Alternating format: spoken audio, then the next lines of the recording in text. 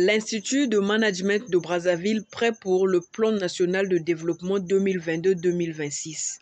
Les membres du gouvernement de la République du Congo ont été formés pendant 3 jours sur les mécanismes de la mise en œuvre du plan national de développement 2022-2026, projet cher à Denis Sassou Nguesso, président du Congo. Cette formation, placée sous les auspices du Premier ministre du Congo, Anatole Koliné Makosso, a débouché sur l'exécution de 2 pôles de développement stratégique. Il s'agit du pôle agricole et du pôle touristique. La mise en œuvre de ce projet exige un capital humain formé. Et c'est dans ce cadre que l'Institut de management de Brazzaville a créé un pôle agricole afin d'accompagner le gouvernement dans la réalisation du dit projet. Ce pôle vise à responsabiliser les jeunes dans l'entrepreneuriat agricole. Quels sont les biens fondés de ce pôle agricole dans un pays où les jeunes ne s'intéressent pas aux activités agricoles? Les éléments de réponse avec le directeur général de l'Institut de management de Brazzaville, antenne de Pointe-Noire, le docteur Emery Fernand Moutete, au micro de Média Plus Océan d'MK. Nous, on s'est inscrit dans la démarche du plan stratégique mis en place par le président de la République pour pouvoir développer l'agriculture. Et pour nous aussi, c'est un positionnement stratégique. Parce qu'à l'origine, on est dans le management. Il fallait bien que nous attaquions le secteur de la transformation et de l'agriculture. Mais nous allons développer des techniques modernes, parce que nous n'allons pas travailler comme nos grands-parents, sachant bien, vous le savez aussi bien que moi, que l'agriculture, c'est un métier pénible qui attire peu les jeunes, de le phénomène d'exode rural. Et donc nous allons développer des techniques comme l'hydroponique, la culture hors sol. Nous allons apporter d'autres technologies en utilisant l'informatique avec des capteurs, maîtrisant le sol, en maîtrisant le climat. Sachant bien qu'on s'inscrit dans un contexte du changement climatique. Ça, c'est surtout le point le plus important. On a beau parler, mais les choses changent. Donc si nous ne maîtrisons pas ces paramètres-là, il est difficile pour nous d'avoir des bons rendements. Donc, dans notre démarche, l'agriculture, oui, mais la technologie à côté, avec l'informatique et les technologies de communication. D'accord. Ça sera une agriculture compétitive, parce que déjà, sur le choix des semences, pour ne pas dire des cultivars, on appelle ça des cultivars, nous allons nous appesantir sur les matières premières qui ont potentiel en termes de marché et aussi en termes de rendement. L'avantage qui est le nôtre, on a le pôle commercial, donc côté force de vente, côté trading, le côté polytech avec les nouvelles technologies, le génie informatique, le génie logiciel, l'automatisme, la robotisation, et le côté agricole avec la maîtrise des graines, la matière génétique. Donc on va mixer toutes ces technologies-là pour pouvoir mettre à la disposition de nos parents des semences améliorées. C'est vrai qu'on en parle, mais il est temps qu'on revienne un petit peu là-dessus, parce que les semences qu'on trouve sur le marché, c'est des graines qui ont vieilli, qui ont fait leur temps, et du coup nous observons les baisses de rendement auprès des exploitants ou des agriculteurs. Donc il est temps que nous les accompagnions dans l'amélioration tant de la qualité en termes de nutriments et puis de rendement en termes de volume. C'est un peu ça notre démarche. Et c'est une spécialité.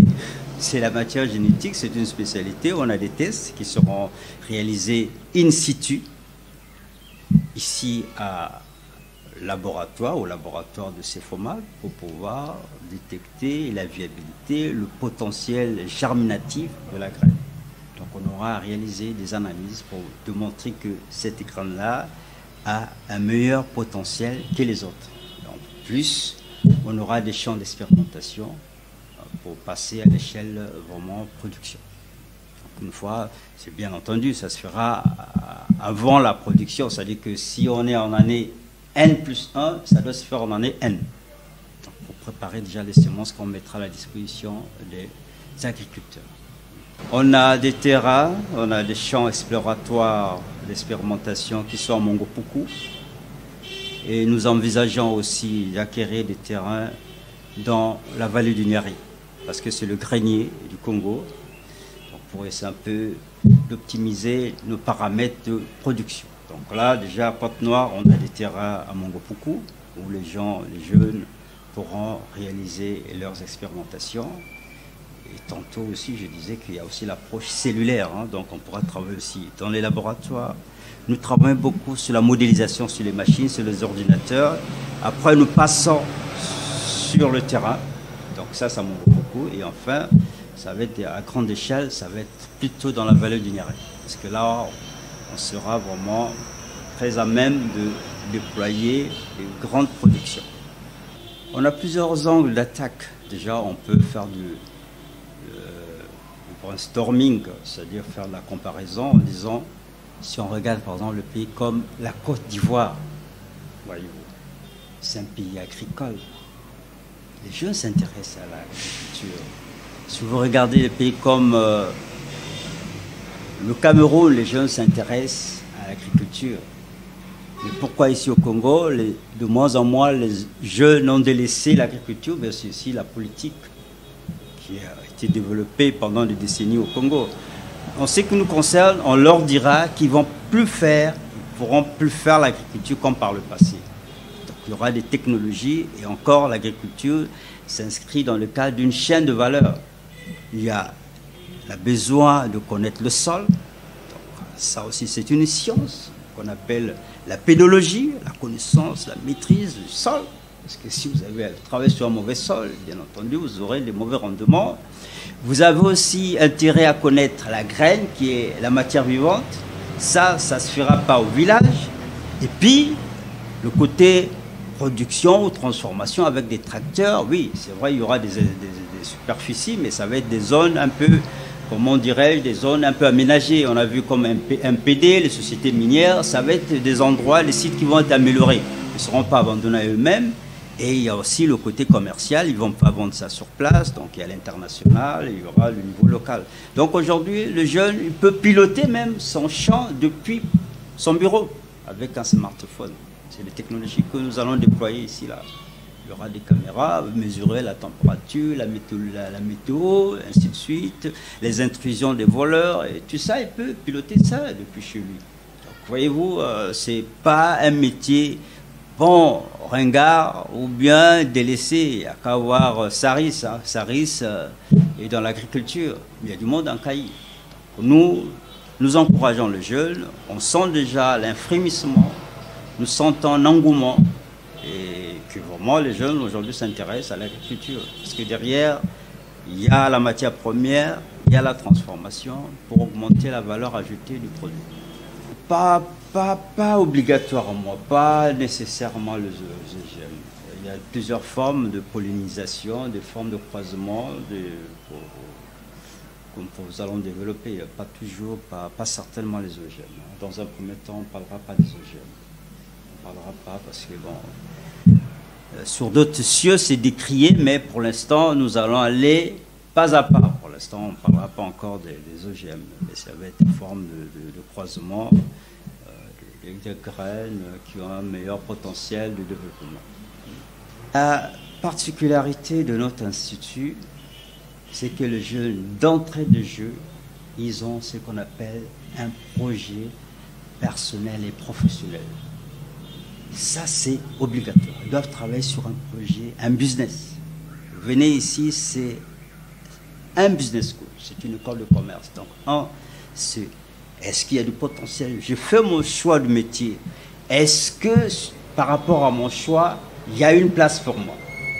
Si l'enfant a du mal à dénicher, l'école a cette vocation de l'accompagner dans la formation, sur le plan entrepreneurial. On a un incubateur ici d'entrepreneurs, des entrepreneurs agricoles. Donc nous formons des businessmen ici, là, qui vont se déployer. Et deux, l'école aussi a mis en place ce qu'on appelle une coopérative. Donc ils vont commencer, dès qu'ils commencent, ils font des versements. Et ça intéresse aussi notre environnement, pas que les étudiants ou les élèves, mais d'autres artisans du quartier, ils sont aussi adhérents à cette coopérative-là. C'est qu'à la fin, ils auront cotisé, on fera le point, le business plan, le plan projet financier étant là, ben on verra comment, dans quelle mesure les accompagner. Donc sous peu, donc, le 29, il y aura des soutenances ici, vous serez peut-être très bienvenus. Nous allons faire soutenir la première vague de nos étudiants. Ils vont soutenir des projets qu'ils vont réaliser avec un plan d'affaires. C'est totalement, on ne vient pas pour acquérir que le savoir ou le savoir-faire ou le savoir-être, mais on vient acquérir ici l'ADN businessman. Qu'est-ce que je dois faire? J'apprends mon métier pour avoir des applications. Vous allez, il y a des jeunes qui ont là déjà des projets, qui développent déjà des poulaillers, des volailles, et ainsi de suite. Je vous ai parlé de l'élevage, du dressage de chiens. Ils ont déjà commencé. Donc ils viennent ici pour acquérir la connaissance, le savoir et la maîtrise. Vous devez travailler et vous associer aussi les parents. Parce que souvent c'est ça, on parle souvent de la cohérence homme-projet. Donc quelquefois c'est l'environnement qui va le décourager. Peut-être l'environnement peut aussi l'orienter. Lorsqu'ils sont accompagnés, lorsque les parents sont mis au parfum du projet de l'enfant, ben, ça devient une histoire familiale. On dit voilà, bon, moi on pense, la plupart, aujourd'hui on reçoit des coups de fil, c'est souvent les parents qui disent, ben oui, je veux développer maintenant l'agriculture, je pense que je peux orienter les enfants vers le secteur agricole. Et donc c'est aux parents d'aller convaincre l'enfant, et lorsque l'enfant vient ici, on l'explique, oui, l'agriculture, c'est pas comme la grand-mère. Il y aura ceci, il y aura cela, ainsi de suite. Et là, c'est un projet qui devient un peu familial. L'enfant bénéficie de l'accompagnement des parents et l'accompagnement de l'école et aussi des partenaires financiers que nous comptons associer dans cette démarche. Vous avez posé une question qui est très très pertinente en termes déjà de main-d'œuvre qualifiante. C'est ce que nous faisons parce que nous travaillons sur des référentiels de formation où vraiment le contenu est bien calé et répond au cahier de charges, aux besoins spécifiques des entreprises. Et deuxièmement, c'est un peu le côté dont je venais de parler, développer, c'est le côté business. Souvent, les gens n'ont pas cette capacité. Nous savons produire, mais nous ne savons pas vendre. L'expérience, vous et moi, il n'y a qu'à regarder. Nous venons, à la limite, on entend de clôturer la saison des ananas. Dieu seul sait, moi j'ai fait l'ananas. C'est pénible, c'est quelquefois c'est 2 ans d'exploitation. Mais lorsque l'ananas, plus elle mûrit, plus elle perd de la valeur. Donc il faut l'accompagnement. Certains, est-ce qu'ils vont se retrouver? Or, qu'est-ce qu'on vend? Ben, on vend que le fruit. Alors qu'à partir de l'ananas, on peut faire du vinaigre, on peut faire des sous-produits, du jus, on peut faire la confiture. Et s'il n'y a pas de type d'école comme les nôtres qui vont dire, voilà, ok, on peut mettre des cahiers de charges avec des étudiants qu'on aura formés dans la filière transformation et dire, voilà, on peut acheter ces ananas-là, même cette pourriture-là, pour transformer ces produits-là. Permettre à ce monsieur-là de retrouver sa santé. Donc il faut toute une politique. Toute une politique. Donc c'est ce que nous allons nous atteler dans notre processus ou dans notre programme de formation, accompagner ceux qui existent déjà, former les nouveaux managers pour que demain, ils soient des grands acteurs sur ce marché. L'exportation à l'échelle internationale, voilà, il faut abuser parce qu'on est maintenant dans la mondialisation, la globalisation, lui donner des débouchés. Voilà, telle variété, il y a tel débouché, il y a tel marché. Donc lorsqu'il va faire sa formation, peut-être qu'au départ, il sera plutôt technique, mais on a des filières commerciales. Par exemple, ceux qui font le commerce international, tout cela, ils regarderont les aspects des marchés vers où on peut couler ces produits-là. Et en ce moment-là, travailler en synergie avec ceux qui font le côté production agricole. On peut voir ces genres de montage, c'est fort possible. Mettre tout ça bout à bout pour que derrière, vraiment, qu'il y ait vraiment un effet synergétique. Là, on a tous dit, on répond à la volonté du chef de l'État, son plan stratégique. Là, on est en train de monter une usine une chaîne de montage de tracteurs. Voilà, donc c'est déjà un argument fort pour dire que vraiment, il y a la mécanisation.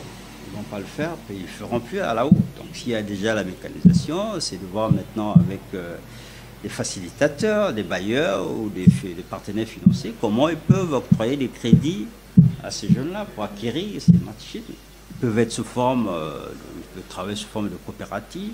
À ce moment-là, les machines peuvent se déplacer d'un site à un autre pour pouvoir faire ce travail mécanique, ce travail de préparation du sol. Donc, tous ces scénarios-là, on pourra les envisager.